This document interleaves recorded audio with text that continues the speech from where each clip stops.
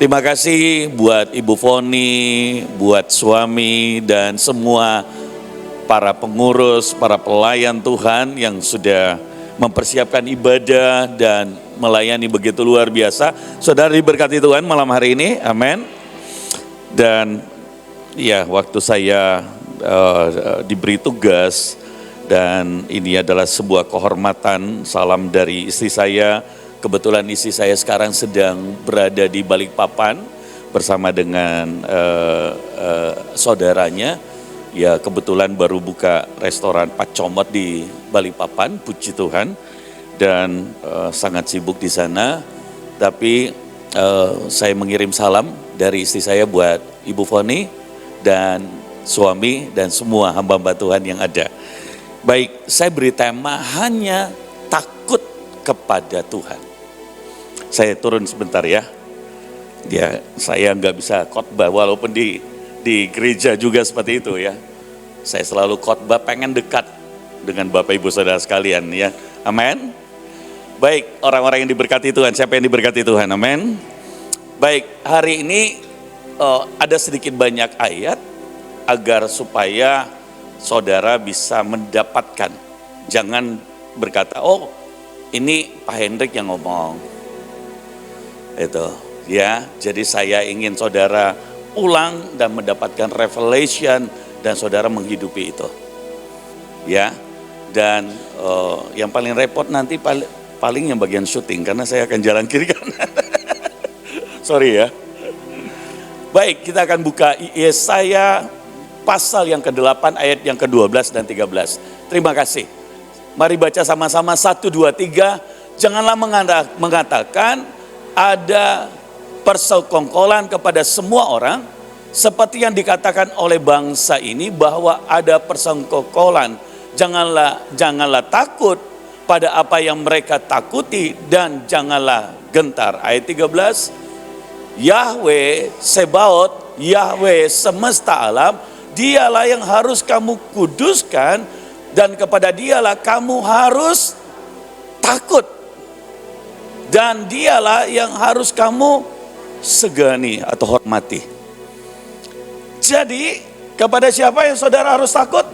Tuhan. Yahweh, Elohim, Yesus Kristus Tuhan. Kepada dia saudara harus takut. Hari-hari ini kita sedang mendengar banyak berita yang bisa membuat orang takut. Orang takut krisis. Orang takut nanti perang dunia ketiga.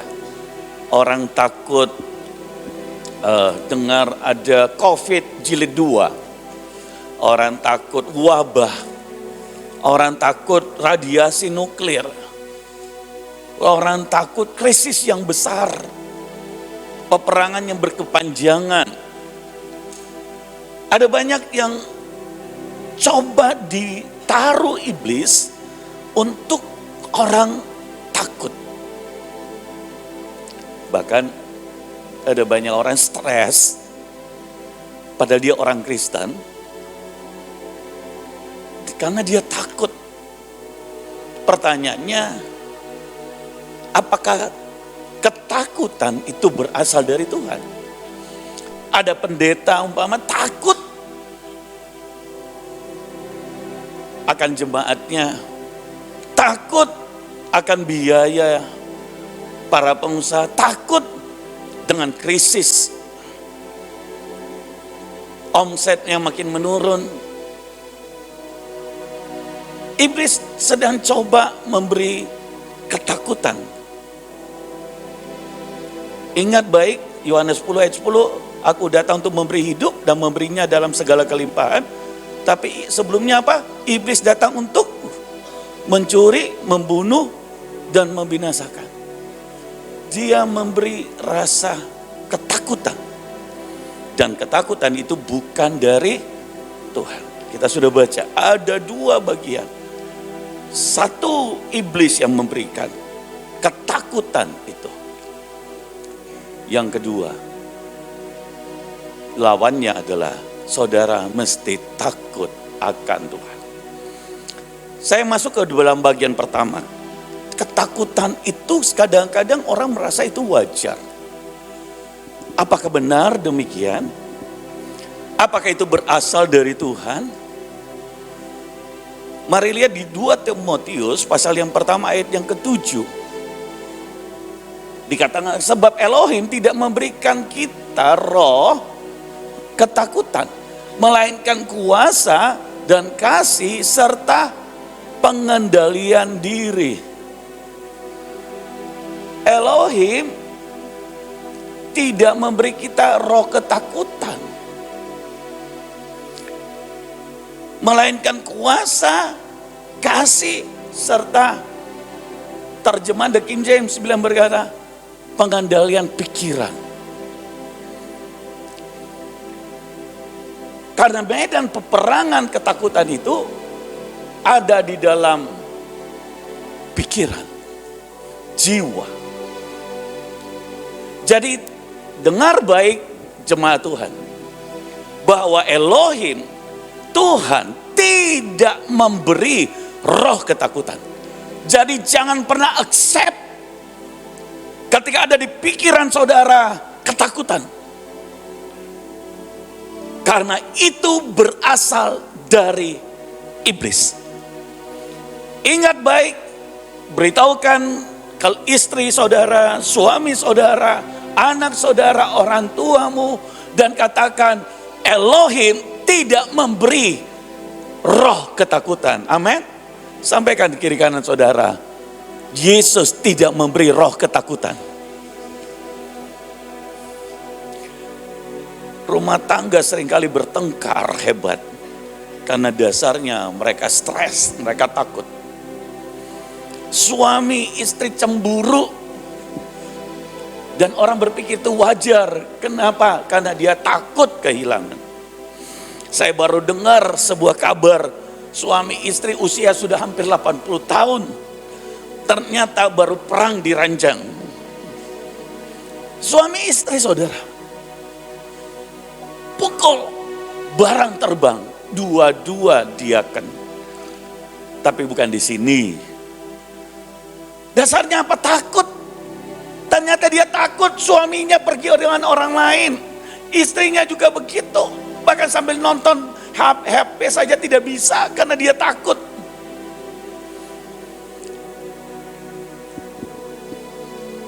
Ketakutan coba ditanam di pikiran orang. Dan apabila iblis berhasil menanam ketakutan, dia berhasil memenangkan peperangan itu. Oleh sebab itu, jangan pernah menerima ketakutan yang diberikan oleh iblis. Amin. Ada banyak orang yang mengaccept stres. Padahal dia pelayan Tuhan, saya stres Pak. Padahal tiap hari nyembah Tuhan, besar. Tapi dia takut.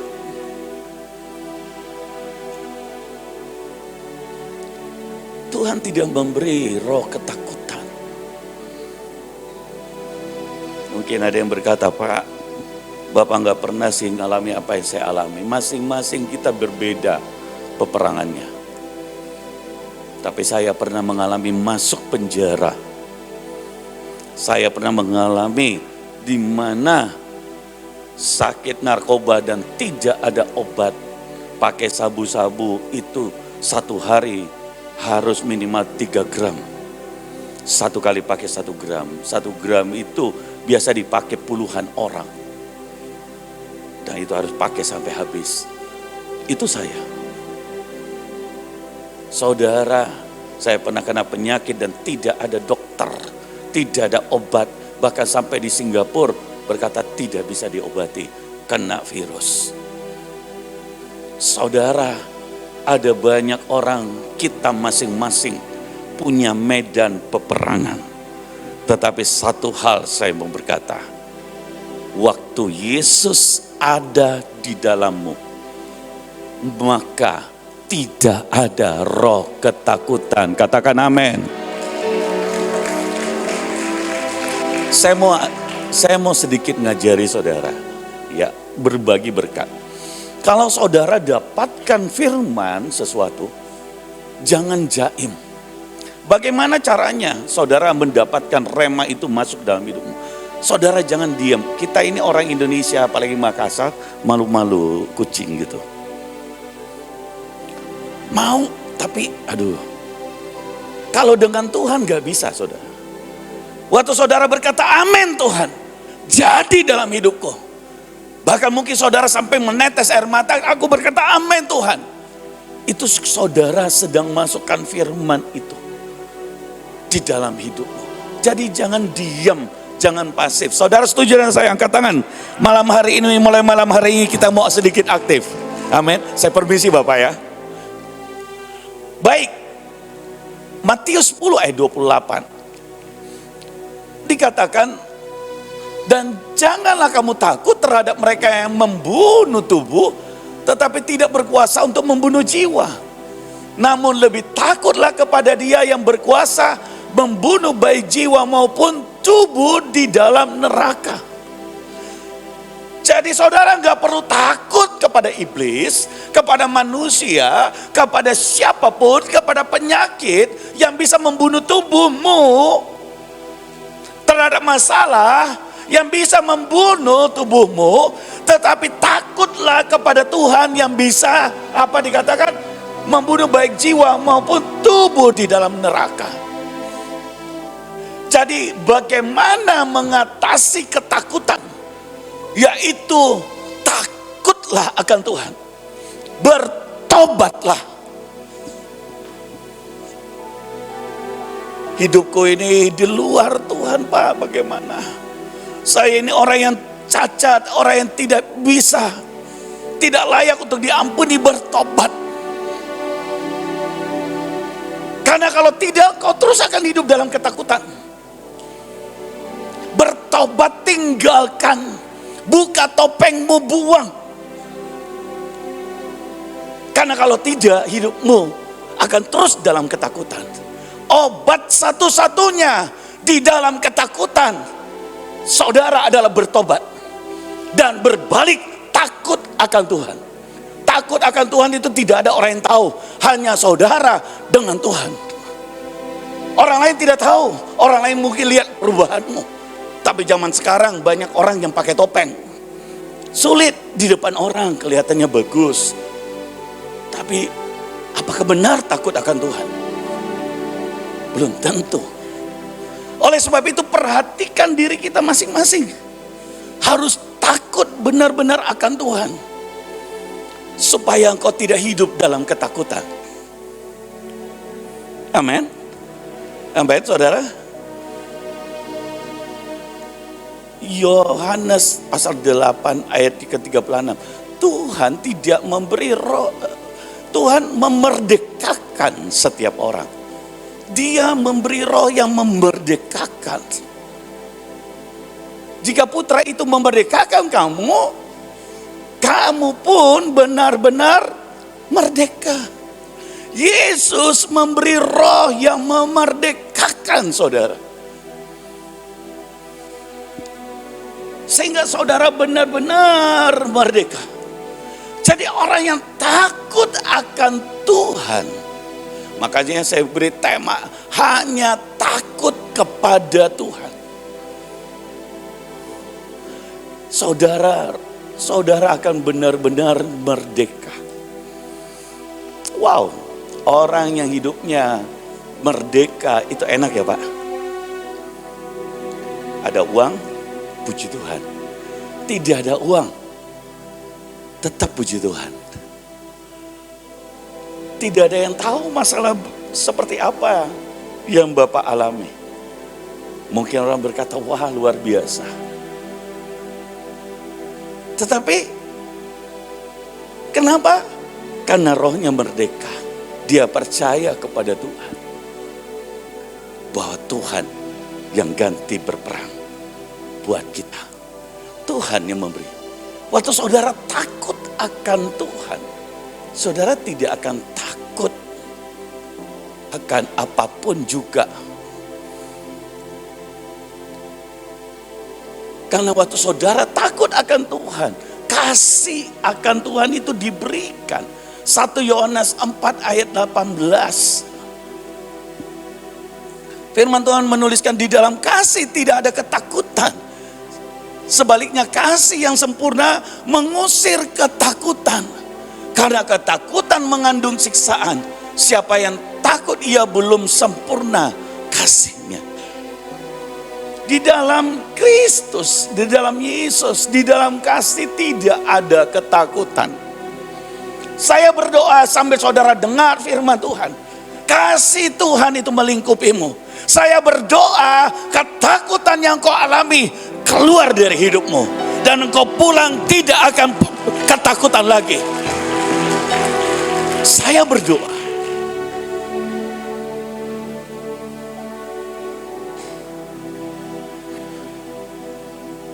Ayat berikutnya. Ibrani pasal yang kedua. 3 Petrus. 2 Petrus 3 ayat 1 sampai 3. 2 Petrus 1 ayat yang ketiga. Ini luar biasa saudara. Dikatakan kuasa sebab kuasanya yang hebat telah menganugerahkan kepada kita segala sesuatu. Jadi saudara tidak bisa berkata saya enggak punya. Saya enggak punya kuasa. Tuhan telah menganugerahkan kepada kita kuasa. Yang hebat telah menganugerahkan kepada kita segala sesuatu yang berguna untuk hidup dan beribadah melalui pengenalan penuh akan Dia yang telah memanggil kita di dalam kemuliaan dan kebaikannya. Sebab Tuhan telah menganugerahkan kuasa kepada kita dalam segala sesuatu untuk hidup dan beribadah. Terjemahan yang asli bilang begini, untuk kesalehan. Bukan hanya beribadah. Karena ada orang beribadah tapi tidak mengejar kesalehan. Firman Tuhan berkata, kuduslah kamu sebab aku kudus. Hiduplah takut akan Tuhan. Saudara, orang yang beribadah, esensi dari ibadah adalah hidup saudara mesti berubah dari hari ke hari. Mesti terus disempurnakan dari hari ke hari. Bukan hanya aktivitasnya. Ada seorang bapak datang pada saya dan dia bilang begini, Pak, istriku pendoa Pak, tapi di rumah itu makian banyak. Bagaimana saya bisa berdoa? Apa yang dia maki? Mungkin Bapak salah dengar. Tidak Pak. Dia bilang saya anjing, dia bilang saya binatang, bilang lagi kebun binatang yang lain. Saudara, padahal dia rajin ibadah Pak. 1 minggu bisa 3-4 kali. Hari Minggu bisa 3-4 kali. Saudara, esensi ibadah adalah kuasa yang menguasaimu. Kuasa yang mengubahmu. Karena takut akan Tuhan, itu akan mengubah perilaku terus menerus. Saya tahu diri saya dulu betapa buruknya. Mungkin tidak ada orang yang lebih buruk dari saya.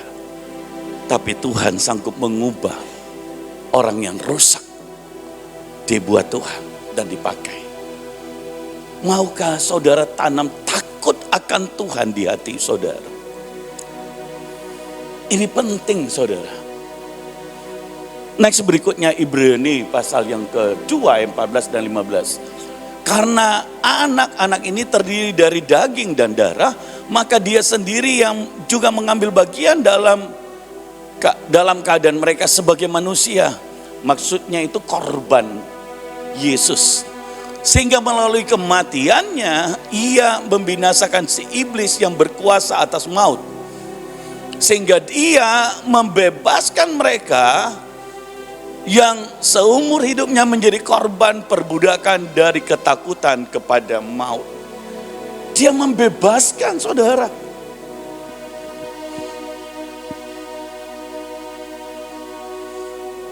Karena kalau orang tidak dibebaskan, yang terjadi apa? Dia binasa. Ada berapa banyak orang karena ketakutan dia bunuh diri. Ada berapa banyak orang karena ketakutan dia stres.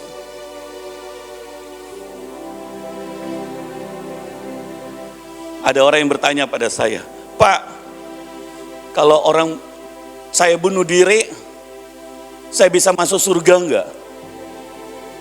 Saya berkata, kenapa kau bunuh diri? Saya stres, saya ketakutan.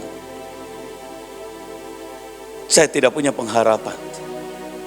Saya berkata, ketakutan itu datangnya dari iblis. Dan kalau kau bunuh diri, itu artinya apa? Maut. Yesus datang untuk membebaskanmu. Dan dia tanya pada saya, Pak Yudas bagaimana Pak? Bukankah dia bunuh diri Pak? Saya berkata, Yudas menurut saya juga maut bagiannya. Oh, saya hampir salah mengerti Pak. Saya pikir Yudas masuk surga. Saya juga mau bunuh diri Pak. Saudara, wrong believe, wrong live. Salah dalam pengertian, maka salah dalam hidup. Saya tidak sedang berkata bahwa kita mampu, kita oleh kuasa Tuhan. Amin. Amin. Oleh kuasa Tuhan. Jangan coba-coba mengaksep kekuranganmu, berlindung, dan sehingga saudara seakan-akan Tuhan gak tahu bahwa kau tidak mau lepas dari dosa. No, tidak bisa saudara. Saya bisa punya pilihan untuk hidup dalam narkoba. Tapi saya tahu itu bukan pilihan Tuhan. Sehingga saya selalu berteriak, Tuhan lepaskan. Lepaskan dari narkoba, lepaskan dari dosa. Lepaskan Tuhan. Itu 30 tahun yang lalu kurang lebih. Dan Tuhan melepaskan. Apa sih berkatnya ketika kita sungguh-sungguh hanya takut kepada Tuhan? Mazmur 112 ayat pertama sampai dengan ayat 10. Kita baca pelan-pelan. Perikopnya karakter orang benar. Haleluya, berbahagialah orang yang hormat akan Yahweh, yang sangat menyukai perintah-perintahnya. Yang pertama, berkat hanya takut kepada Tuhan, yaitu berbahagia.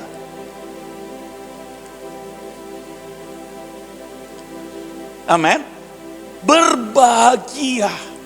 Kalau saudara mau berbahagia bukan karena uangmu banyak, bisnismu bagus, ya itu boleh bonus. Tetapi yang mendasari kebahagiaan saudara bukanlah barang yang fana, tapi takut akan Tuhan. Ada seseorang kemudian datang ingin konseling dengan saya. Dan dia berkata, Pak, saya mau konseling dengan Pak Hendrik. Dia seorang bisnisman. Dia sedang mengalami shaking dalam bisnisnya. Oh, masalah yang berat. Dan kemudian dia mau datang dan bicara. Dan saya berkata sama dia, minta dia berdoa sungguh-sungguh. Karena seringkali orang mau datang didoakan, tapi tidak mau bertobat. Padahal untuk pintu terbuka adalah bertobat. 1000 pendeta mendoakan, kalau dia tidak bertobat, sebentar ditolong karena pendeta itu. Besok lusa masuk lebih parah lagi. Krisis lebih parah lagi. Karena firman Tuhan berkata, kau mengusir iblis, iblis akan datang 7 kali. Jadi selalu yang rohani lebih dulu. Minta dia berdoa. Apakah memang hamba Tuhan itu saya atau orang lain?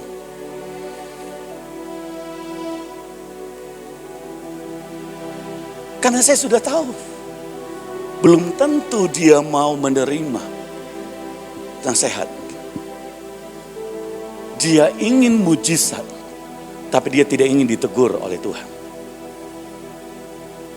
Dia ingin mujizat, tapi belum tentu Tuhan membuka pintu. Orang senantiasa kadang-kadang mempergunakan pendeta. Dan Tuhan bisa saja menjawab doa karena hamba Tuhan itu sungguh-sungguh menangis buatmu. Tetapi harusnya anugerah itu membuat saudara adalah apa? Bertobat. Amin. Jadi takut akan Tuhan itu adalah orang yang berbahagia. Dan orang yang takut akan Tuhan itu menyukai apa? Perintah-perintahnya. Firman Tuhan, remah yang saudara dengar. Firman-Nya saudara mesti sukai. Itu orang yang takut akan Tuhan. Tanyakan ke diri saudara, setiap hari berapa banyak firman yang saudara dapatkan, saudara renungkan, saudara alami dalam hidup. Apakah kau sungguh-sungguh menyukai firman itu? Kalau orang yang suka berarti ada apa-apa, prioritas. Itu yang utama. Saudara bangun tidur, doa. Apa yang utama? Firman. Next ayat yang kedua saudara.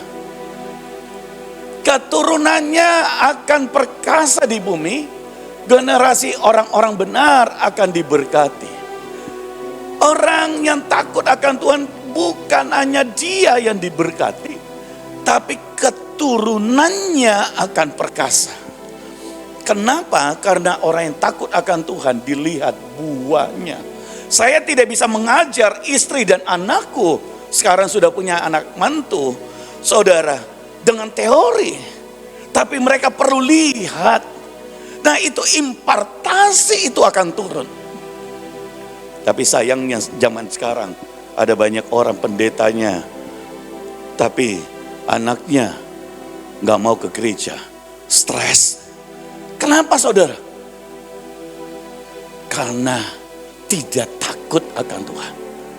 Anaknya, istrinya tidak bisa melihat teladan itu.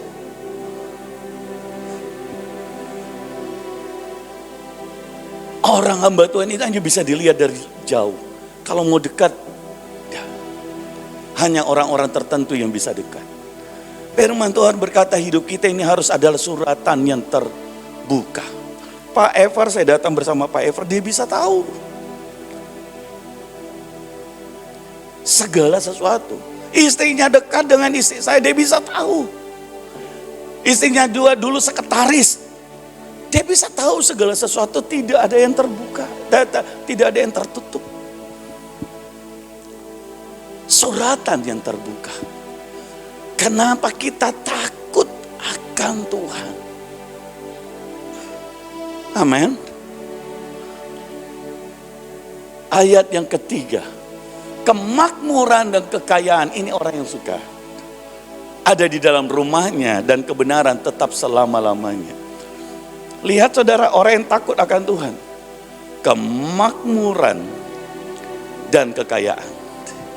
Saudara, kalau saudara takut akan Tuhan, saudara nggak perlu takut krisis. Karena ada kemakmuran dan kekayaan. Waktu COVID orang alami krisis. Puji Tuhan, ayat ini menguatkan saya. Mazmur 112. Dan Tuhan berkata, aku akan pindahkan kekayaan bangsa-bangsa, kekayaan orang kafir kepadamu.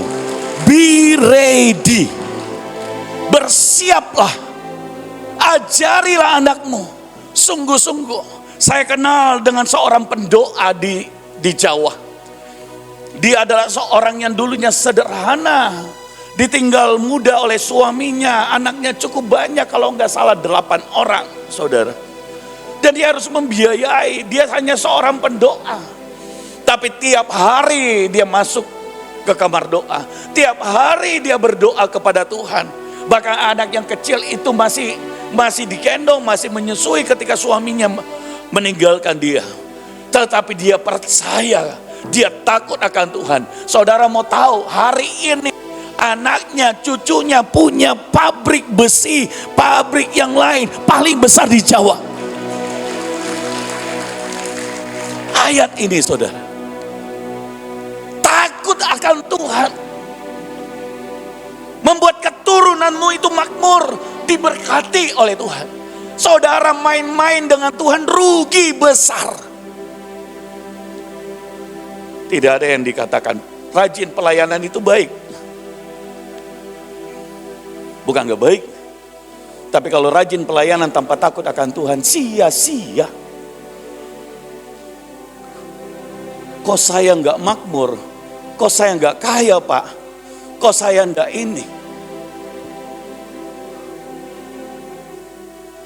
Kenapa? Takut akan Tuhan. Saudara bisa ketemu dengan orang bisa memberi saudara modal, orang bisa memberi saudara kepercayaan, orang membuka pintu bisnis, pintu untuk kesempatan, orang karena dia lihat saudara takut akan Tuhan.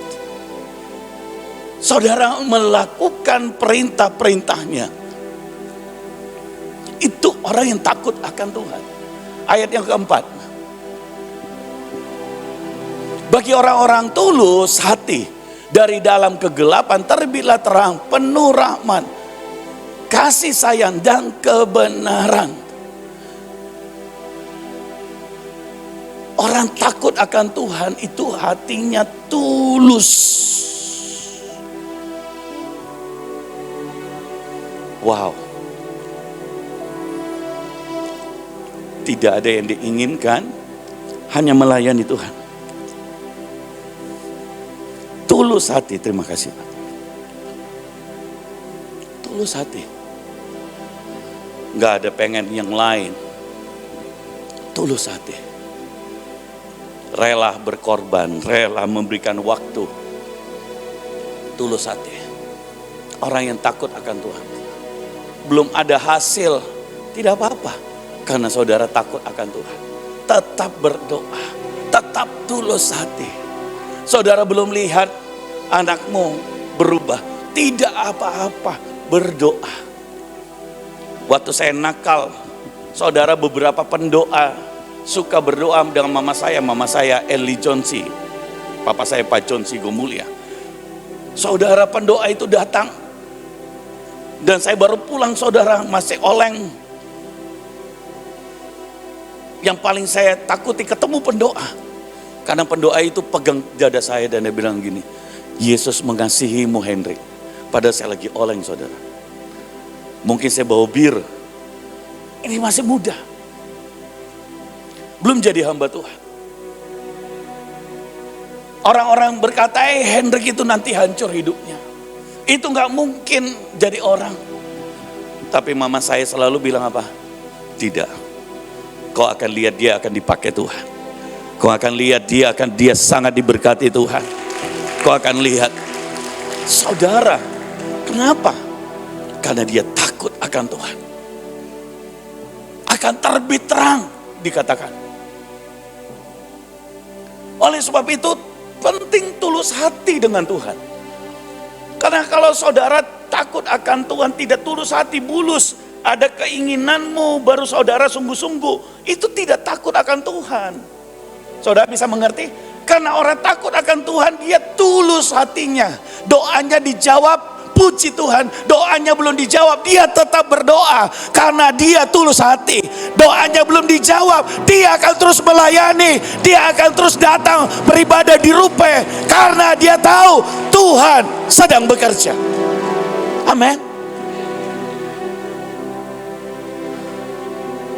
Tulus hati saudara. Ayat yang kelima.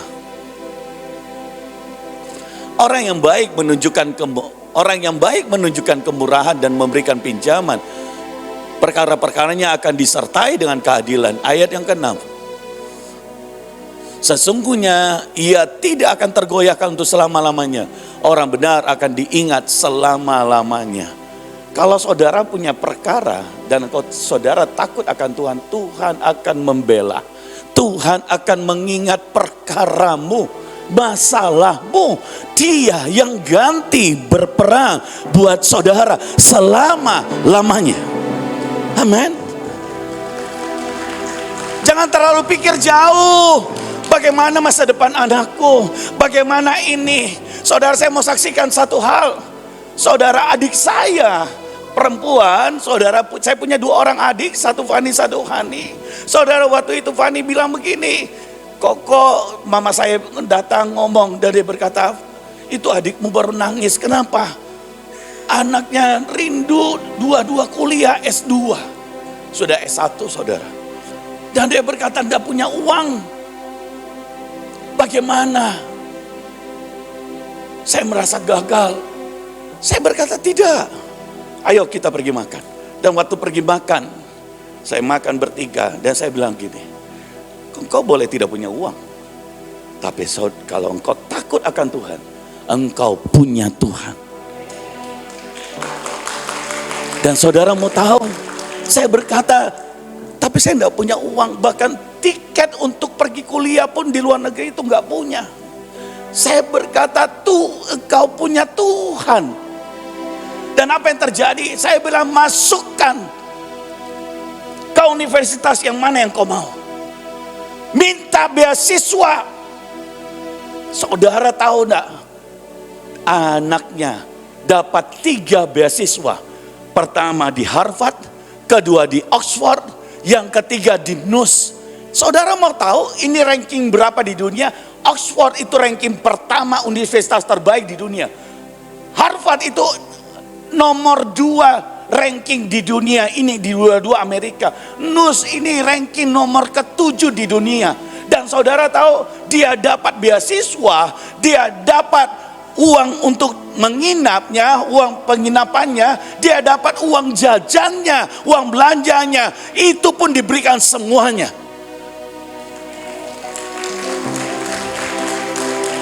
Dan tinggal dia mau pilih yang mana. Dan anak ini bilang, saya pilih di Singapura. Ditanya kenapa? Dia bilang apa? Supaya saya dekat dengan mama, saya dekat dengan adik, saya dekat dengan orang tua. Saudara lihat, anak yang berbakti, anak yang cinta akan Tuhan, Tuhan akan membuka. Kalau orang tuanya takut akan Tuhan, saudara tidak akan tergoyah selama-lamanya. Orang yang benar akan diingat selama-lamanya. Saudara, yang berikutnya, ia tidak akan merasa takut terhadap berita-berita yang buruk. Hatinya tetap teguh dalam mempercayai Yahweh, ayat 8. Hatinya tetap, ia tidak akan menjadi takut sampai ia melihat musuh-musuhnya dikalahkan. Orang yang hanya takut kepada Tuhan, dia tidak takut sampai semua masalah-masalahnya itu dimenangkan untuk kemuliaan nama Tuhan. Saudara, jangan pernah takut atas masalahmu, sebab Tuhan sanggup mengubah masalahmu menjadi kemuliaan bagi namanya. Ayat yang 9 dan 10. Ia membagikan apa yang telah diberikannya kepadanya, kepada orang yang kekurangan. Kebenarannya tetap selama-lamanya. Tanduknya akan ditinggikan dengan kehormatan. Wah, saudara lihat, Tuhan akan meninggikan saudara. Waktu saudara tahu bagaimana menghormati Tuhan. Bagaimana menghormati Tuhan? Bukan lagu, ku kagum, itu bagus saudara. Tapi waktu saudara memilih antara dosa dengan Tuhan, pilihlah takut akan Tuhan. Jangan memilih dosa. Itu orang yang hormat. Saudara bisa memilih antara korupsi dengan tidak, antara jujur dengan bohong. Pilihlah untuk jujur. Pilihlah dari mengampuni atau membalas. Pilihlah mengampuni karena engkau takut akan Tuhan. Pilihlah melakukan perintah-perintahnya, maka engkau akan dapat sebuah posisi, yaitu dihormati oleh Tuhan, diangkat oleh Tuhan. Ayat 10 saudara. Orang fasik akan melihat dan menjadi sakit hati. Ia akan menggertak giginya. Lalu rontok keinginan orang fasik akan binasa. Orang yang fasik yang dulunya mencelamu, tertawa. Saudara, kau akan melihat mereka akan sakit hati. Kenapa ya dia diberkati? Kenapa ya dia dipakai Tuhan? Saatnya untuk keadaan dunia tidak sedang baik-baik saja, saudara. Saya mendorong saudara untuk tidak menjadi Kristen yang biasa. Kalau saudara kekristenanmu tahun ini sama dengan tahun lalu, maka jangan pernah berharap bahwa berkatmu akan sama, akan berbeda. Apa yang saudara lakukan tahun ini, tahun yang lalu sama dengan tahun ini, maka buahnya akan sama. Hari ini, buatlah sebuah keputusan. Mintalah takut akan Tuhan. Hanya takut kepada Tuhan. Saya sebentar akan bisa ada waktu untuk mendoakan. Oke, saya diizinkan tadi. Terima kasih Pak. Dengan cepat, saudara. Mari kita lihat, saya tutup Yesaya 26 ayat yang ketiga. Engkau menjaga dia dalam damai sejahtera sempurna karena kepada memula ia percaya. Hanya kepada Tuhan. Orang yang takut akan Tuhan. Hanya kepada Tuhan dia percaya. Saya jemput kita bangkit berdiri.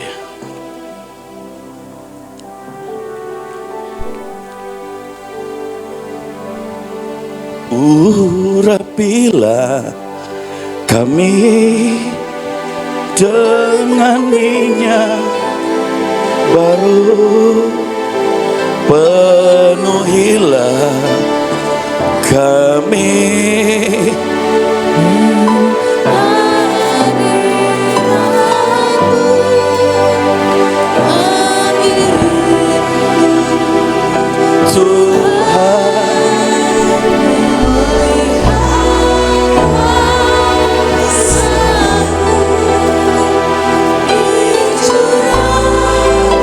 Saya tiba-tiba teringat sebuah kesaksian. Kira-kira 2 bulan yang lalu saya ke Jakarta. Dan saya bertemu dengan suami istri. Awalnya suaminya begitu seperti benar-benar terpuruk. Kelihatan dari wajahnya. Istrinya juga seperti itu. Dan tiba-tiba Roh Kudus beritahu ke saya.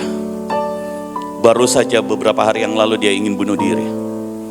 Karena dia punya utang yang sangat banyak. Dan waktu makan dipacomot, disunter, saudara. Dan kemudian saya beritahu sama dia. Tuhan menaruh rema di hati saya. Yaitu takutlah akan Tuhan. Jangan stres. Ganti ketakutanmu dengan takut akan Tuhan. Terus dia mengaku bahwa benar. Dia baru saja beberapa hari yang lalu ingin bunuh diri. Dia kaget saudara. Saya berkata bukan saya, Tuhan. Karena dia mengasihimu. Singkat cerita kita mendoakan. Dan saya berkata, oh rupanya dia punya pinjaman pinjol, pinjaman yang lain, pinjaman yang itu. Rumahnya mau disita dan yang lainnya. Dan saya berkata, kita diskusi gimana caranya dan itu kita coba memberikan pemikiran sama dia.